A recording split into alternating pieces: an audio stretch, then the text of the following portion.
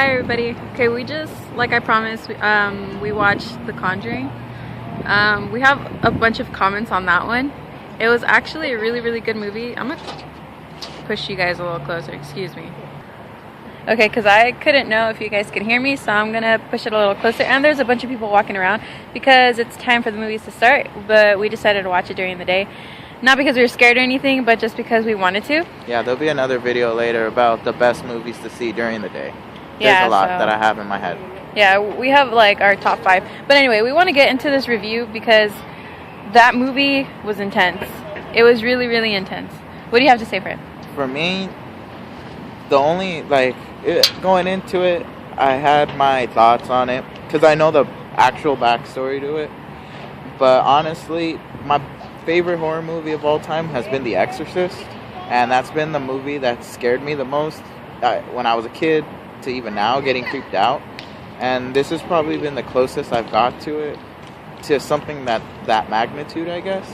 Because there's been movies I've seen that, I don't know, they can, like, I'll be honest, I hate jump scares. Paranormal Activity is one that I really don't like just because I hate jump scares. But this one did jump scares, but did them at a well-timed time. It didn't use them overly, and they made sense. It wasn't just some cat coming out of like nowhere and making you feel stupid. So basically what we're trying to say, it wasn't like Paranormal Activity. A lot of people have been saying that it's exactly like Paranormal Activity, that they do, you know how they use the camera and they're videotaping everything, and that's not exactly how it is. It's actually really well done. What they do is they kind of relate it to, I don't know if any of you have seen A Haunting or The Hunted or something like that. It's like a TV show on the Discovery Channel, I'm pretty sure it is, or something like that. So if you have cable, you know what I'm talking about. It's kind of like that, where they're kind of doing a movie, but like of how it went, and that's basically what it is. It's a movie. It's not like somebody's recording it or anything like that. Found footage. Yeah. And supposedly it is based on a true story. I don't know. Is it? Yeah, it's based on a true story. We'll do another video. We'll try to do one explaining the actual, like, real story, because there is a real story to this one, and it's pretty crazy. It's pretty good, and it's real. Yeah. So the beginning kind of throws you off a little bit because there's a situation that happened between a group of people, and you're just like, oh, it's going to be about teenagers again. Oh, okay. So that I thought was like a little the same as any other scary movie. It's always about teenagers, right? So I was just like, oh, okay. Yeah. Another remake of kids being hunted. It takes a little while to get used to, because there was a point where I didn't know how the movie was taking place, if it was separate times or like if it was like 5 years later. But no, there's a part in the movie where it is really confusing, but then it kind of clears itself up and you're just like, oh, okay, I get it. And then it wraps up really nice. I love story in my movies, and especially horror movies. I love arty horror movies that there's an actual storyline. I don't really like straight up horror slasher for nothing, or straight up ghosts, but this had a really good storyline. It had good scares, and I don't really get creeped out in movies. She gets really creeped out later, and it leaves her not being able to sleep, where I'll jump and I'll be scared then. But so I'm really scared during like during the whole entire movie. I'm kind of like, oh, I don't want to see it. I'm just like covering my face, and I can't sleep at night. Yeah, but I still watch through it. I can watch more than he can, because he does cover his eyes sometimes, not all the time. He's just like, oh shit, I don't want to look at that. But I can watch throughout the whole entire movie and not sleep at night. And this one, I kind of feel like I won't be able to sleep at night, because it was freaking me out a little bit. Like that whole, I'm gonna just say one thing. Obviously everybody knows this. It's an exorcism that happens in the movie. If you don't know, I'm pretty sure there's like a reading somewhere on the internet or on Wikipedia showing you what it is about and stuff like that, and it has an exorcism in it. And this one by far is one of the creepiest exorcisms I've ever seen, other than The Exorcist of Emily Rose.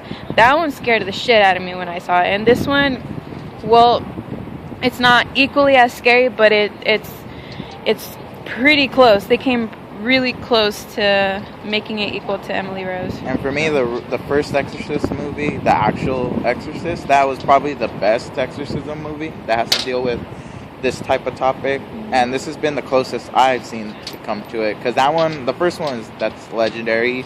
It's not even cool to put it in the top number one anymore, just because it's one of those, you know it's always going to be in top one. But this one now has been the best that I've seen. So it was really good.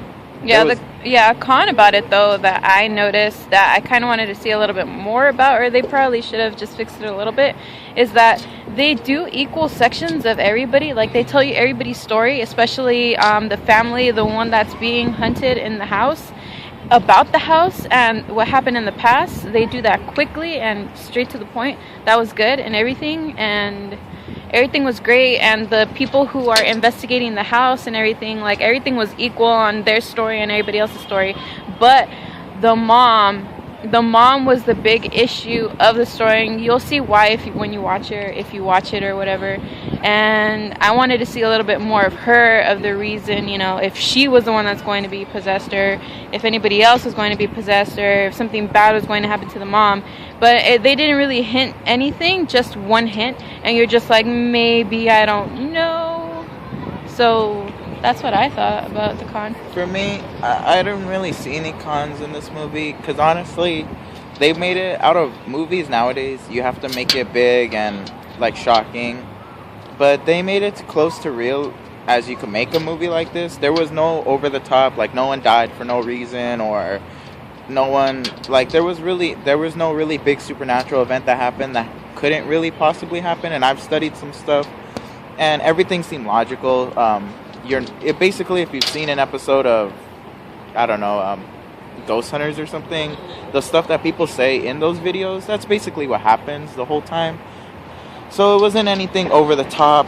They didn't really show anything major in it that happens that didn't make it seem like too much. It all seemed logical, and that's what I like about it.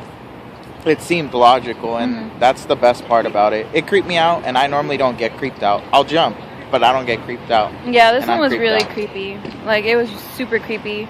I've had a lot of my friends that have already watched it, and they say that nothing was scary about it. And I was just like, how are you not afraid of that? Like, seriously, how are you not freaked out by this? Like, maybe because a lot of people have watched a lot of scary movies. If you do watch a lot of scary movies, you won't get freaked out by it. We do watch a lot of scary movies, and we're still creeped out. So I was kind of a little bit shocked that a lot of people weren't really creeped out by this movie or scared at all. But I was really scared about this movie, and right now I'm kind of neutral. I'm kind of like, oh, okay, it wasn't that scary, but I'm pretty sure it'll make you think about it at night, and you'll probably not be able to sleep. He'll sleep, though. I always do. I don't know. For me, I'd say it's scary. It's good. It's a good watch. It's one of those movies that will scare you if you're watching at home. It's a really good movie. I'm hoping that it's out by Halloween on DVD, because I would buy this one. Last year we watched The Exorcist as the finale. No, we watched The Exorcist as the main movie of my Halloween marathon that we did at my house when we had a Halloween party. Sorry, he's picking his nose.